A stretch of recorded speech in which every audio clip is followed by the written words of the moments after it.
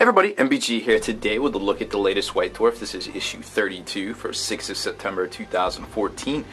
We have new miniatures for the Nagash End of Times range, whatever that may be called. That's what I'm calling it. So we'll go with that, right?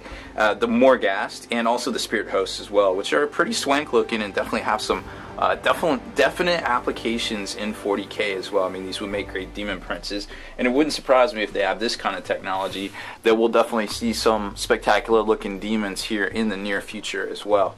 Content wise, it's a great issue. Another fantastic issue. I guess we're 3 in a row now, in my opinion, where it's got a great paint splatter article which shows you a lot of these ethereal colors and all sorts of wacky palettes that you wouldn't normally imagine were even possible. And not only are they possible, but they lay it out for us, which is really great. There's a War Diary article, which is pretty good as far as I guess it's kind of replacing the Armies on Parade because there isn't any games days this year or something. So the staff is kind of showing off some of their stuff.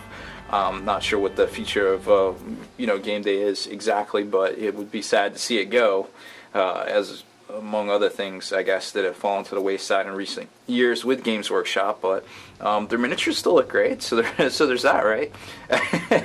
So this week we got, like I said, the Morghasts, Harbingers, and the Archive, which are the same kit. You make them out of the same thing. You get 2 in a kit. Spirit Host got some new releases from Black Library and Forge World. Rules and Engagement was interesting. Kind of 40K mission that Robin Crudis came out with. It was actually pretty good. It kind of takes the Maelstrom of War and kind of tweaks it a little bit to make it, I guess, more competitive.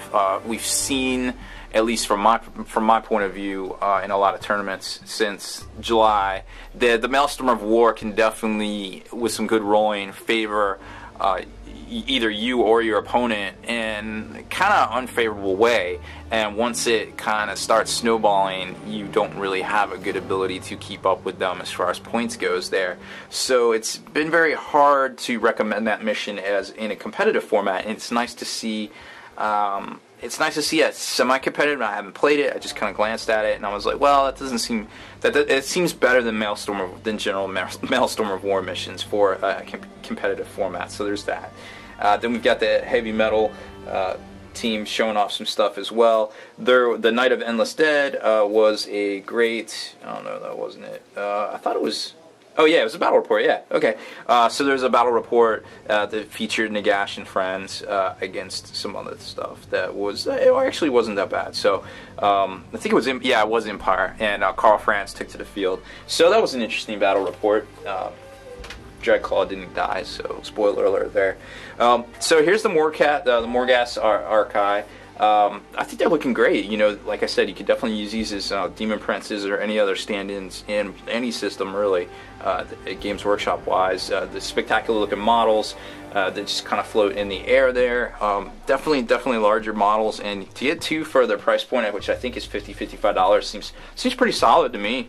Then you've got the Harbingers, which are the close combat specialists as well for Nagash. And then the Spirit Hosts, you get 3 to a pack, which are pretty cool looking stuff there. They kind of remind me of the Wood Elf Dryads a little bit. I definitely think there was a hand in that there, but it's cool how they kind of look like they're coming out of the corpses and they're just kind of doing their thing, and they're very ethereal looking and kind of, I mean, you could use them for a lot of things, and I think they're are definite auto include for most people's purchases, whether or not you even play fantasy.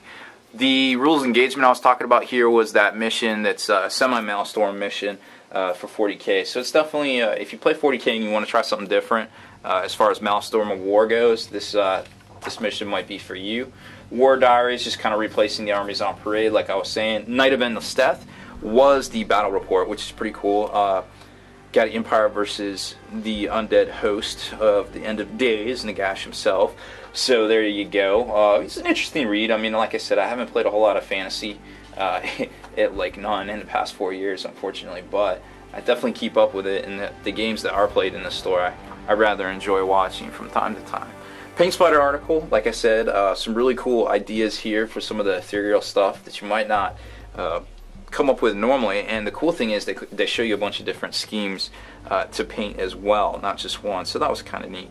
And then of course you've got your classic how to paint skeletons, where you want to do some of the different studio guys. So you've got your you got your dried out and dirty, and then you've got your normal, like, hey, I'm fresh fresh out of the grave. You got your straight up bleach bone kind of look here. So there's a lot of variety there that you don't normally see. And you can do some of each. If you're playing undead / vampire count / the end of days army, you could kind of mix it up, because I mean, let's be honest, they're not all going to look the same. So that's pretty cool to see. And then it just kind of goes into some dry compound tips and things like that, and just your normal end of the book stuff for White Dwarf. So nothing too crazy. As far as what comes out next week, well, we got a little prelude to that, Alien Invasion. What do you think that's going to be? I don't know. Dark Elves, or Dark Eldar rather. I would put my money on Dark Eldar. That's you heard it here first. Dark Eldar next week, right? I don't know. That's a complete falsehood. It could be almost anything. But if I had to guess, I would say Dark Eldar. But we'll see. And that's all I got for this one, at least. Hopefully I'll be back next week with another fresh one. So there's the sweet rear cover there of Nagash lording over some of his Morghasts, and of course you got Manfred in the back there, and some really nice mood lighting for the battle in the background there, somewhere in Sylvania, I would imagine. Well, like I said, that's it. That's all I got for this one, guys. So enjoy the new models, and hopefully we'll see something for 40K here next week. Make sure you stay in the trenches, subscribe to this YouTube channel, check out the blog, spikybitsblog.com, and listen to our podcast, forgethenarrative.com.